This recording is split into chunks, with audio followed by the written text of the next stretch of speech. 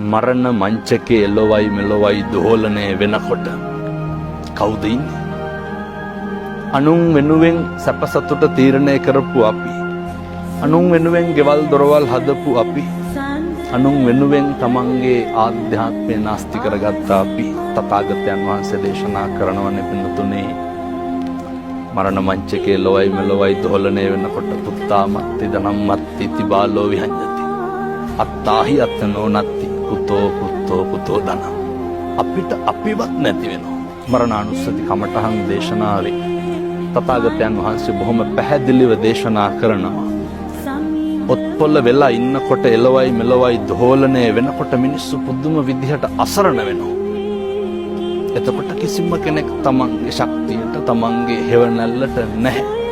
ඒක තේරුම් ගන්නට තමයි උන්වහන්සේ මරණානුස්සතිය දේශනා කරේ ජීවත් වෙලා ඉන්න කාලය තුල.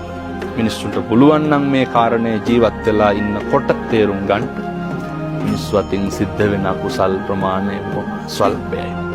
මේ කාරණය දැකපු මනුෂ්‍ය ආත්ම භාවයේ දුර්ලභකම දැකපු ශ්‍රීනාශ්‍රවයන් වහන්සේලා, මහ රහතන් වහන්සේලා, බෝධිසත්වයෝ, බුදු මේක කොච්චර අපූර්වට පරිස්සම් කරාද?